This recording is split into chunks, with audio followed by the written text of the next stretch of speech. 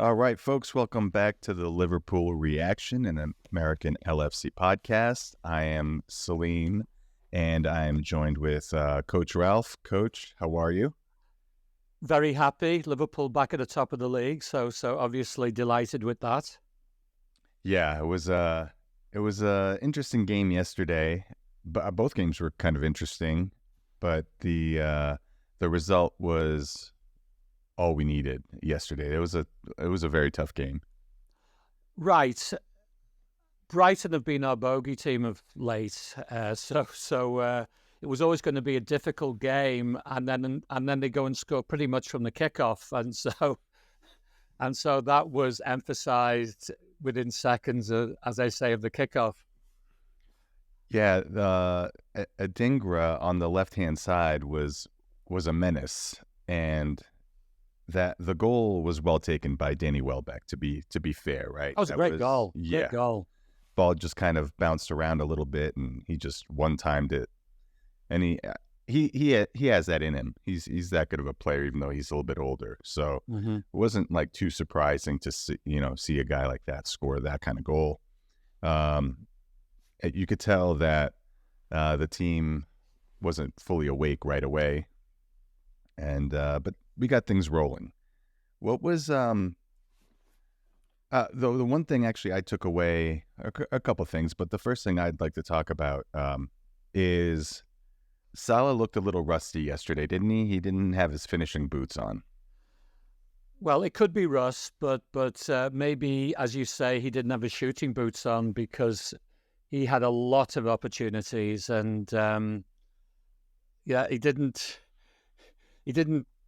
He certainly didn't take care of them all, but I guess that you could also say on the other side of the coin that he did get the goal that mattered and won the game. Yeah, and that was a great move between Szoboszlai, Mac Allister, and Salah. That was really beautiful. Absolute top notch, and I think Mac Allister was absolutely superb on the day. He's been really, really coming on ever since Endo's solidified the number 6 spot. He's really come on. He's got goals in his game. His passing yesterday was out of control. I mean, it was beautiful. The long range, short range.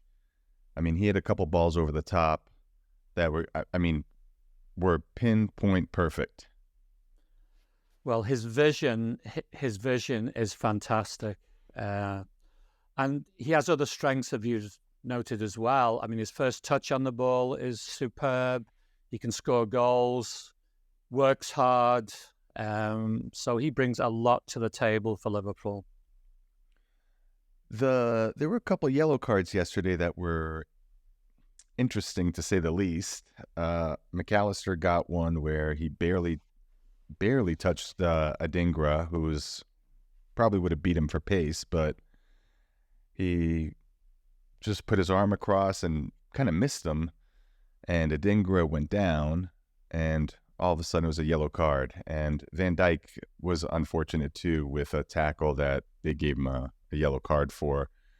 Thank God that didn't bite us in the butt, but sometimes those early yellow cards can be tough for a player to play with. They can be, Salim. They can be. Unfortunately, I think that one of the wider debates right now with the Premier League is the standard of the officiating, the inconsistencies, because there are so many right across the board. I mean, I watched several games this weekend, and there's just no consistency. And of course, VAR has added a dimension.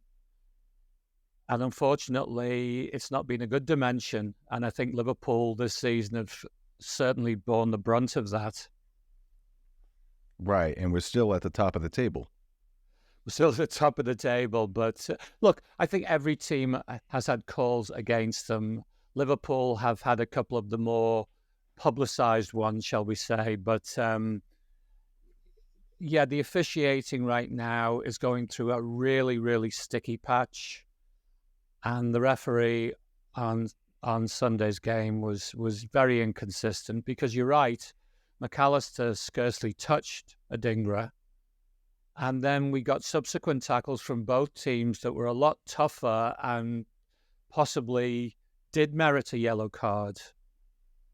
And it's just the way that things are right now, and it's very unfortunate because it's not helping the quality of the games.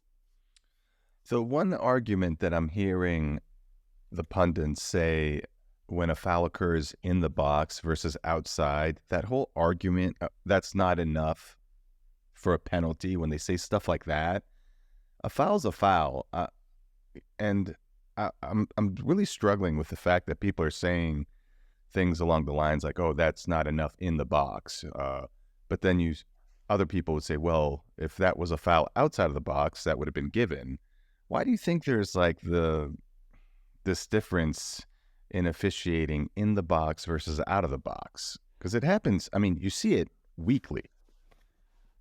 Yes, you do. I think there's some history behind it, though. Thinking back over the years, I think possibly there was always a higher bar for calling a penalty kick, say, than a similar type offence, which is outside the box.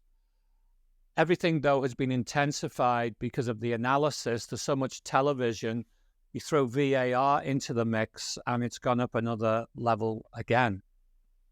And it's just the inconsistencies. For example, and it's not necessarily the Liverpool game this weekend. It was a fantastic game, West Ham versus Newcastle. Great game, yeah.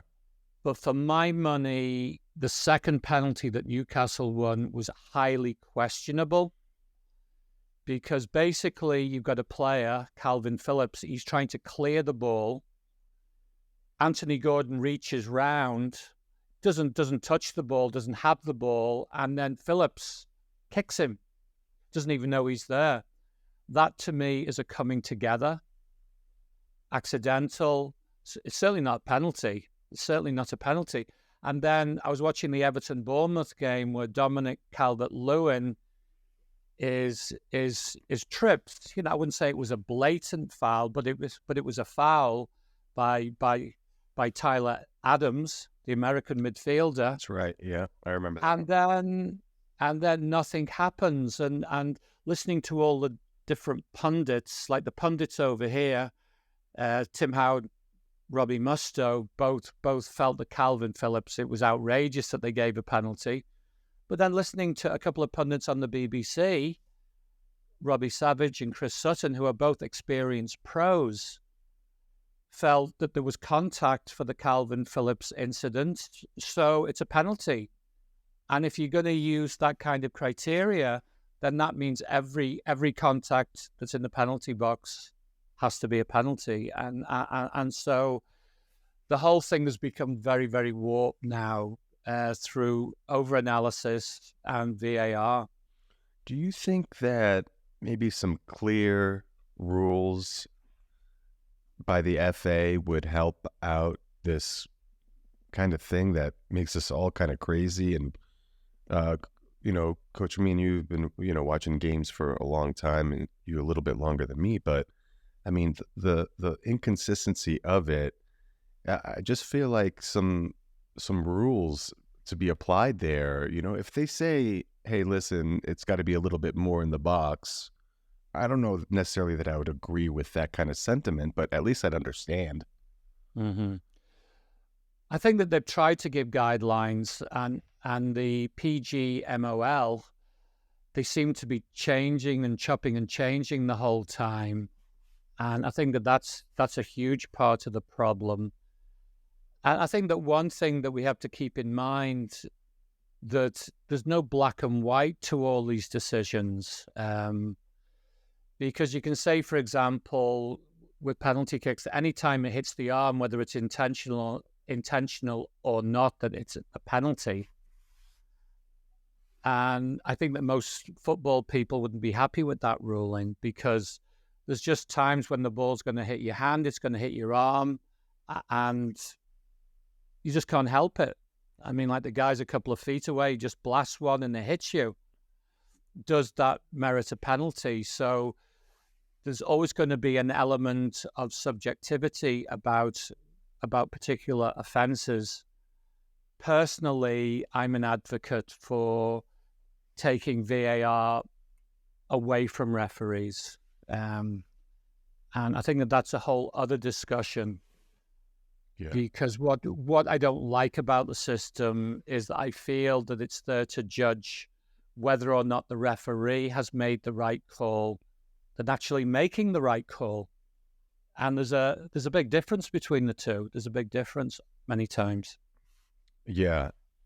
And the only part that, at least from a VAR standpoint, is when something's blatantly missed, whether it's the ref just didn't have good eyesight towards the play or the ball or whatever the case may be, and VAR steps in and says, take another look at it. I like the fact that even though it hurt us yesterday, that VAR is not coming in for yellow cards. So they're not, for Mac Allister yesterday, VAR didn't buzz down and say, hey, he barely touched him. That shouldn't be a yellow card. So I'm glad that even though it hurt us a little bit yesterday, that's been pulled away from them. Mm-hmm. So yeah, VAR for me, it's just too much of an intrusion on the game. And you mentioned the fact that making calls that the referee misses, that's what I thought VAR was going to be about originally.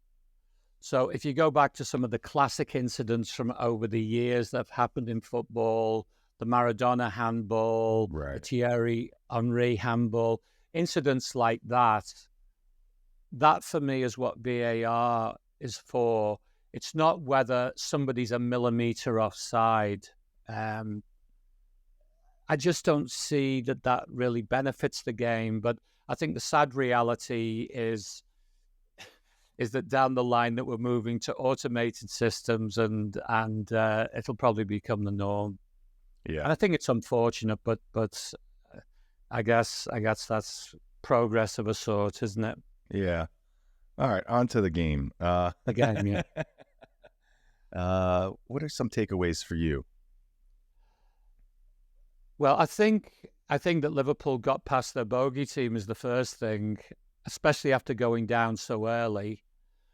The positives were the number of chances that Liverpool create.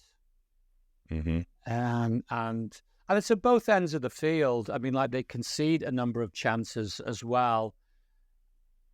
And one thing that I think that's interesting when you look at the top three that are chasing the title this year is, in a sense, Liverpool are different from the other two in as much as, well, they're capable of getting control of the game, the way that they play, and I think the number of changes that they've had to make to personnel this year means that the games are a little more unpredictable.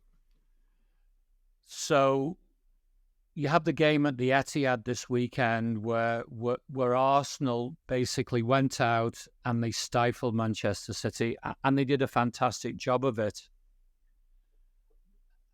Liverpool don't play that way, and I'm not sure that they're capable of playing that way. I think the Liverpool game, as we all know, is about the high press, taking the game to the opposing team, attacking, trying to go forward, and it's front foot as much as possible, front foot football. Mm-hmm. And so I think that we saw that perfectly in the Brighton game.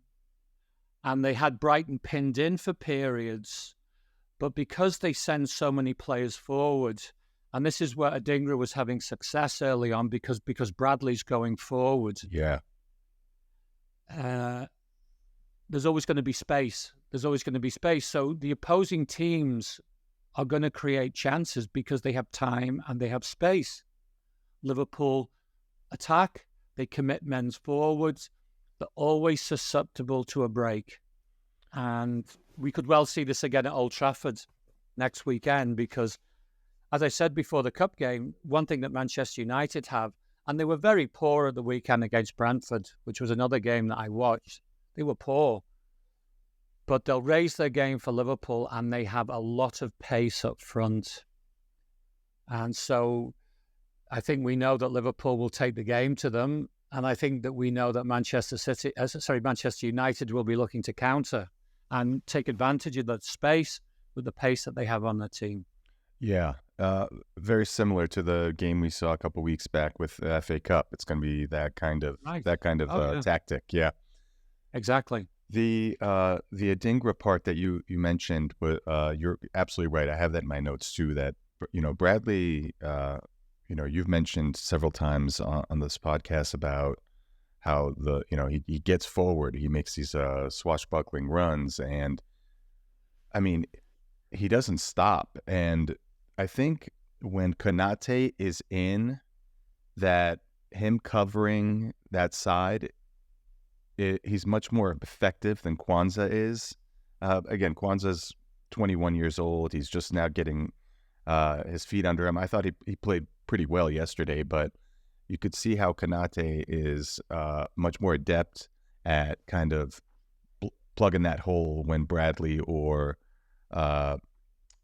Trent go forward. But Bradley going up there, I didn't think he should have stayed back. I thought he was creating a lot of problems on that side as well. So it was an interesting battle between the two players. And if you actually look at it, Adingra had success early on, but the longer the game went on, he just didn't have the same impact. And I think that was partially to do with the fact that Bradley kind of reeled it in a little bit. Right.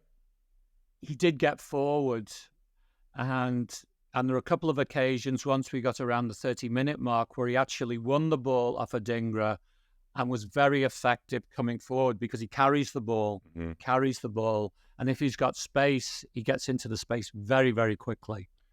Yeah. We mentioned the Welbeck goal in the second minute. Luis Diaz, his goal in the 27th, I mean, great anticipation. He took the risk and got there, and a great finish. Oh, fantastic finish. Fantastic finish by Diaz. He's an interesting player. He does score goals, but I'd say he's not ruthless. But on this particular occasion, it was a bit of a gamble, and it was a gamble that paid off because the ball came to him, and he had the wherewithal just to clip it past the keeper. It was a fantastic finish. I know I was moaning about Luis Diaz a couple episodes ago, about wasted chances, and when he carries the ball, it's a little bit different. But when Luis Diaz is kind of making runs to finish off plays, I think that's when he's the most effective. Like the disallowed goal. Mm-hmm. That's where I like him. That's where I'm like, I like this guy because he's not carrying the ball, even though he did amazing against Manchester City, carrying the ball. But when he kind of makes those runs to get on goal, that's where I like his game a lot, even though he's not a finished product finishing yet. So I think you're basically talking about 1 and 2 touch type finishes rather than a run and then a finish at the end of it. Yes. Yes. So I would agree with that. I would agree with that. It seems like the more touches he has, it's more up in the air whether or not he nets the ball. I think that I would have to agree with your point there, Salim, definitely. And that's probably instinctive, right? Versus having the ball and thinking about it when he's like bearing down on goal with the ball.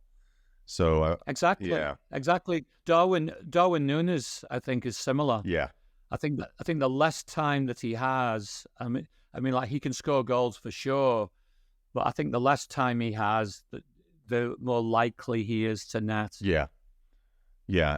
And Salah finishing the game off in the 65th. We talked about that build-up. We really enjoyed that move. The fact that Salah was on sides there was interesting because Brighton was really sitting back even even almost to the penalty spot, which was kind of interesting. You thought they would have maybe pushed up when Szoboszlai zipped the ball across to Mac Allister. But then again, Mac Allister, great vision, and put it where it needs to be, and Salah won the game for us. I think at that particular point of the game, psychologically, Liverpool were just coming at them wave after wave because they're trying to win the game. And I think from a Brighton perspective, that they're pinned in, maybe they lose their concentration because they can't get out of it, basically. Right. It's just coming back all the time. The ball keeps coming back. Liverpool's got the ball. Here they come again. And so it's very difficult from their perspective, perhaps. Yeah, statistically speaking, even though the game was close, Liverpool had 54% of the possession. The shots on goal were 8-3 in favor of Liverpool. The shot attempts were 30-9 in favor of Liverpool. The fouls were 20-6 in favor of Liverpool. That's not a stat we like. And we forced 6 saves out of their goalie versus 2 on ours. So that story tells you that that Liverpool had them pinned in at points, but Brighton had the ball too and played. Brighton's a good team. Yeah. Brighton's a good team, and I know that a lot of the narrative was about De Zerbi and him being a potential successor to Jurgen Klopp. And I think he's a very good coach. And he certainly sets his team up in an attacking fashion, albeit different to Jurgen Klopp. It's not quite the same style, but it's the same idea. It's positive. It's front foot. It's just in a different way. Yeah, and the news that Xabi Alonso is staying at Leverkusen now increases De Zerbi's chance, and then Ruben Amorim from Sporting in the Portuguese league is coming up as a viable candidate too. I read an article that mentioned Thomas Tuchel, and I cringed when I heard that. I don't rate him as a coach, and I wouldn't want him at Liverpool. But a young gun like Ruben Amorim or De Zerbi, I think I'd be okay with.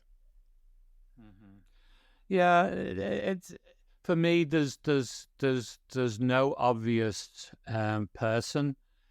I think the reason Alonso was so highly touted was because he's a former player and he's having great success in the Bundesliga, a league that's dominated by another team, Bayern Munich.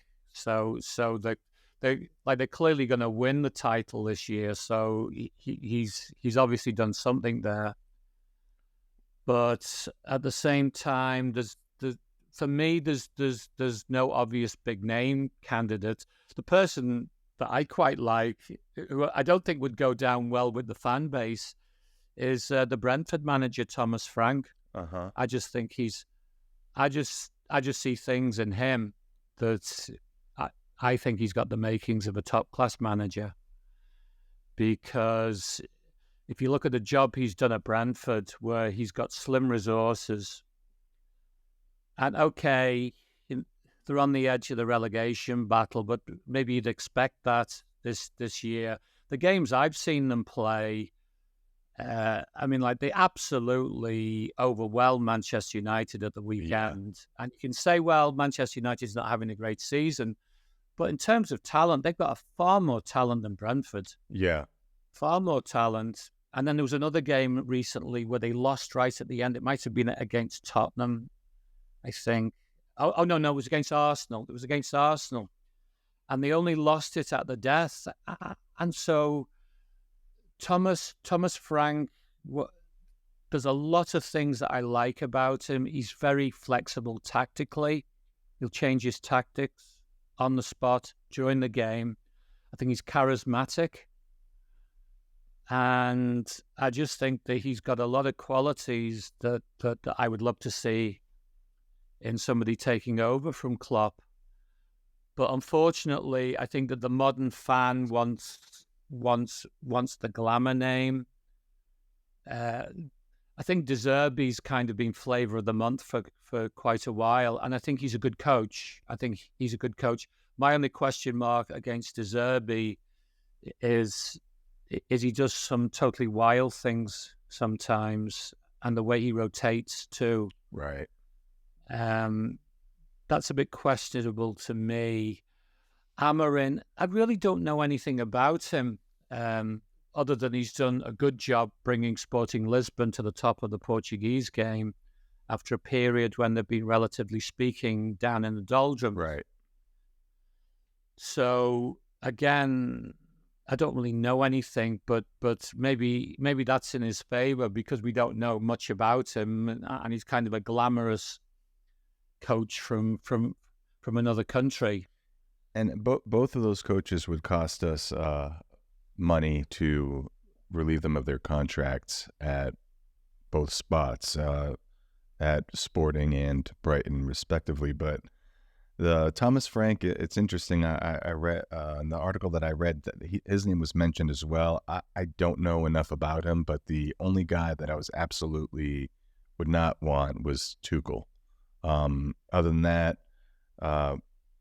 it sounds like Edwards and Hughes really like De Zerbi from what I'm reading. Oh, yeah. It sounds like he's very much in the mix, and he's certainly got the passion thing going, same as Jurgen Klopp. Yeah. But I think ultimately it'll be a tough job for whoever comes in one sense, because you're following somebody that's made himself into a legend at the club. Having said that, it's also history repeating because this happened before. This happened before, back in the 70s, when Bill Shankly left. Right. And Bob Paisley came in, and I mean, I was in my teens at the time. I mean, I didn't think that Paisley would be able to take over from Shanks, but he took over, and he more than carried on what Bill Shankly had built. Yeah, we'll have to have some patience with whoever the coach is next year, and hopefully they can just kind of build off of what Jurgen Klopp has built. The speaking of Klopp, the substitutions this game were a little bit different than normal.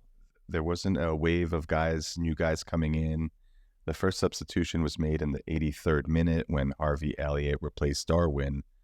And then in the 89th, Gakpo replaced Diaz, and Gravenberch replaced Szoboszlai in the 94th, which I thought was interesting. I didn't think, I thought that maybe in the 65th minute, between 60th and 70th minute, he would have added some fresh legs because, like you were saying, there were waves of attacks going towards Brighton's end, and maybe some fresh legs would have done them well. Well, I think tactically that's what Klopp tends to do from game to game, is bring in fresh legs with about anywhere from 30 to 20 minutes to go. Mm. Now, having said that, a lot depends on how he reads the rhythm of the game, because Jurgen was one of the ones that really wanted the 5 subs. Yes. And I think he wanted it because of the tactics that he's tended to use this year. And also, as well, I think something that people forget is because it's a squad game now, he's got to try to keep a lot of players happier. Right.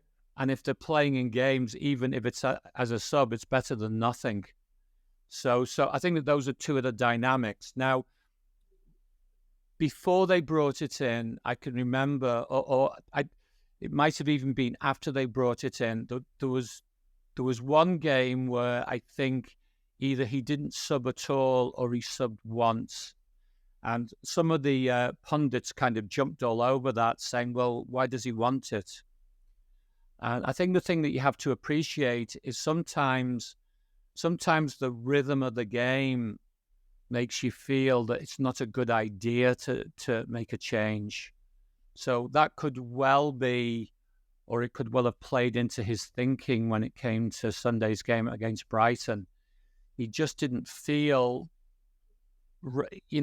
whatever he felt inside, maybe it just didn't feel right to make that particular change at the times that he has done previously. And so arguably you could say that the substitutions that he made in the last 10 minutes were probably more to waste time. Yeah. Rather than as much of a tactical impetus, because when did he bring Gakpo on with like a minute left? 89th minute. Or something like, yeah, I mean, like that's not to really change the complexion of the game. That is just to kill time. So you can be cynical about that and say, well, I mean, like that's not good, but I think that that's the reality of the game, and I think every club does that. So you can't really blame him. It's a common tactic. Teams will do it against Liverpool, and on this occasion, it was Liverpool's turn to do it. Yeah. Also, the five substitutions I think are good because of how many games the modern player plays. If they're in a top team, they're competing on all fronts, then they're a top player on their national team, and there's the European Championship, and there's all these other tournaments that kind of happen, and all these games that they play, that the five subs is a good idea long term to save some of these guys' legs and careers. I think that you're on the mark there, Salim. In the previous podcast, when we were talking about football way back in the 60s and everything, it was a lot more open, the game. They had a lot more time, a lot more space. The Liverpool team that won the league championship in 1966 only used 14 players the entire season. Wow.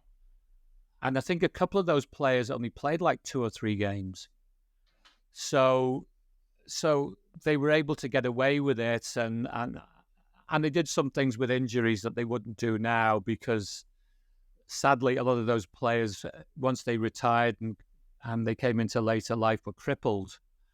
But the modern game is very, very physical, fast, demanding on the players, and I think that they do need the subs. Yeah.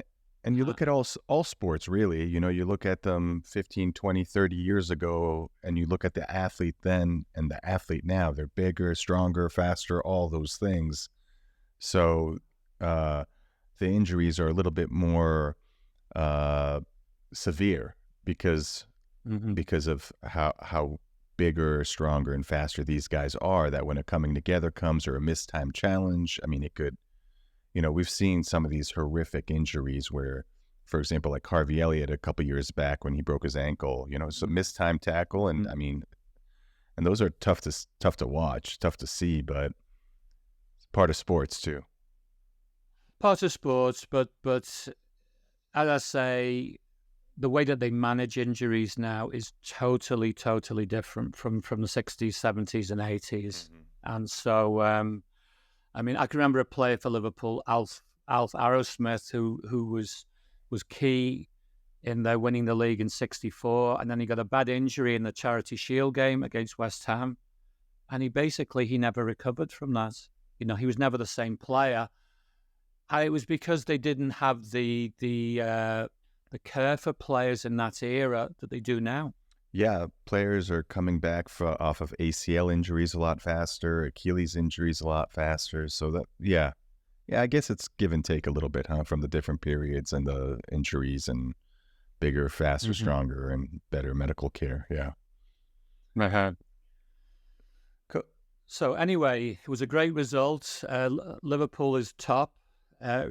Will they be top week to week? We'll have to wait and see about that, especially with a trip to Manchester United coming up. But there's another game before that, isn't there? Yes, there's a game on Thursday, and Thursday's game is versus Sheffield United. So all games are tough. You can't look past teams, but Sheffield is on the bottom of the table and has been getting throttled by top 4 teams. So hopefully we can kind of provide the same result there. A good March though altogether. We 1, 2, 3, 4, 5, 6 games. We won 5 of them. The only loss is to United in the FA Cup. Mm-hmm. Okay, I mean, if we had to lose a game, I'd say that would be the one that, not necessarily against United, but an FA Cup game. Okay, so Mm-hmm. be it. And April is just as busy, if not more. Oh, well, the pressure's going to be ramping game to game. I mean, my concern with the Sheffield United game is, and there was a little bit like this before the Brighton game where the pundits and also the fans are thinking, oh, yes, we'll beat Brighton. But yet Liverpool had a very poor record against Right. Brighton.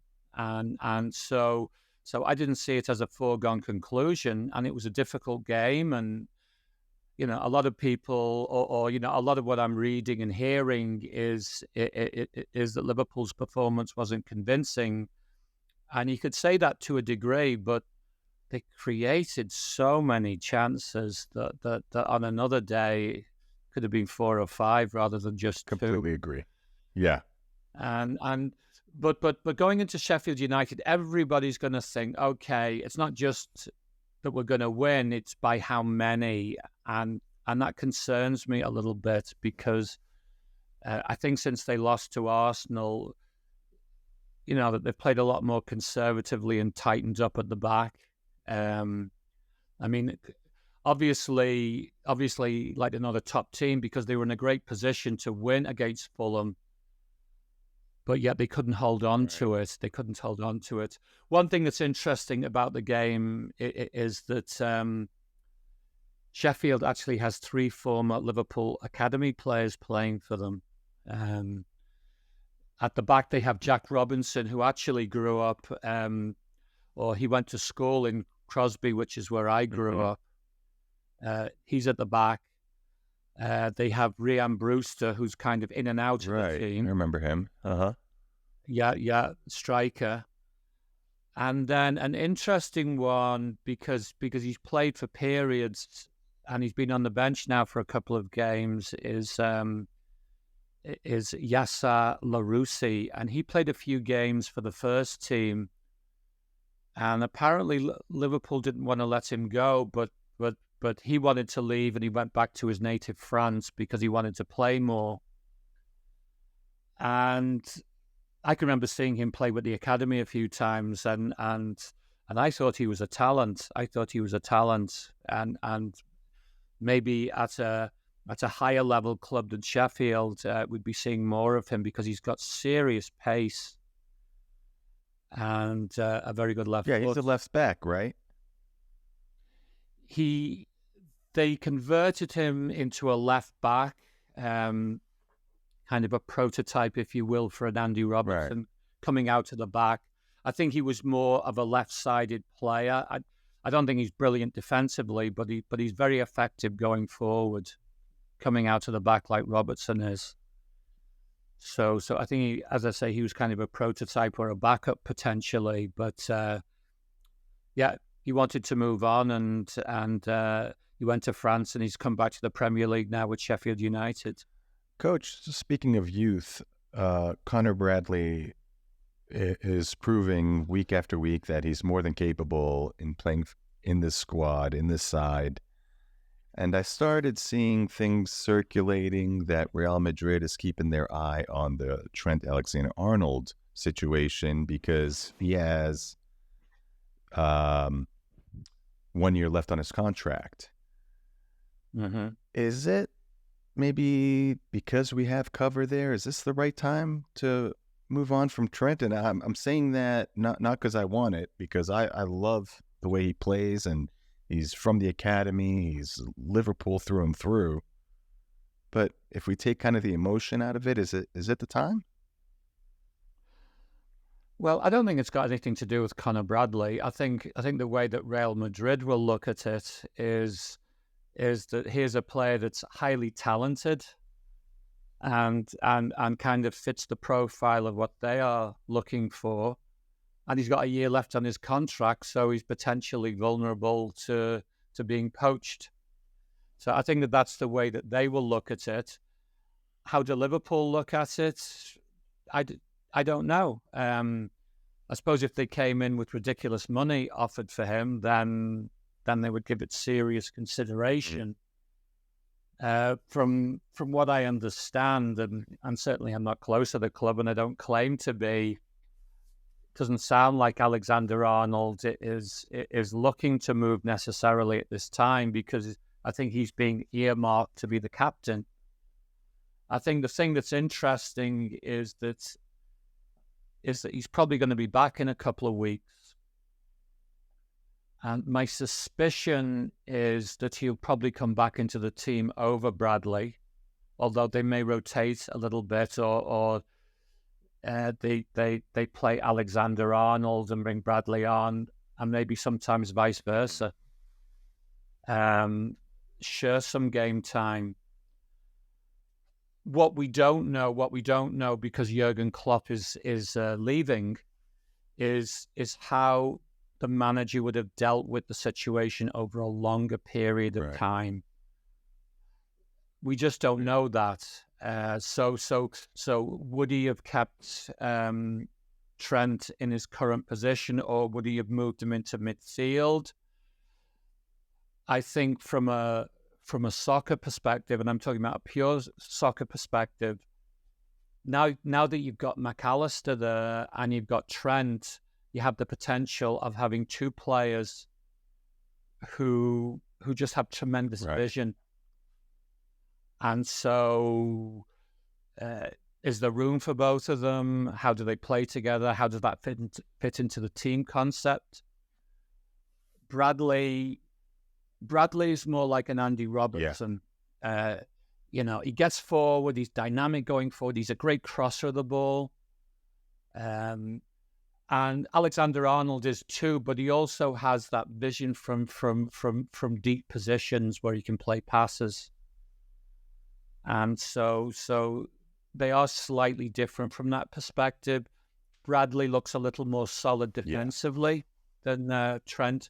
I think all the debate about Trent is a little over-exaggerated, because I think I've only ever heard one pundit actually point out what the biggest issue is with Trent Alexander-Arnold, and that is he's advanced to such an extent that it's, he's got to cover a lot of ground to get back, and so I think half of the time he's knackered, as we say in England, when it comes to some of his defensive duties. Yeah. But I would expect Trent to come back into the team once he's fit. But it'll be interesting to see how Jurgen Klopp manages the situation and shares game time, because he still had three young lads on the bench at the weekend. But you've got Trent to come back. You've got Jota, I think, could be back in a couple of weeks, I believe. You've got Robertson to come back. And you've got Curtis Jones to come back. So you would have to believe that those three boys will probably be moved to the side. And in fact, one of the more established players might have to go as well. Like they have Adrian right now as the backup goalkeeper, but Alisson should be back soon. So I'm assuming that Kelleher will move to the bench, and Adrian will be watching the game from the stands. Yeah, and it was nice to see Konate in the squad, even though he didn't get on the field. Just his pace and his physicality, I think, alongside Van Dijk's calmness, it's a really nice matchup. Again, Kwanzaa, I thought, played, had a decent game, and I can see in the future Kwanzaa and Konate being a really good partnership down the middle. Yeah, I think so. I believe the issue with Konate was he played a full game for France, which I don't think the club wanted. Mm-hmm.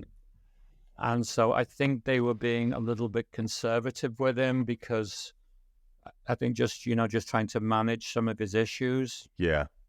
And I think he was only going to play on Sunday if there was an injury or something like that.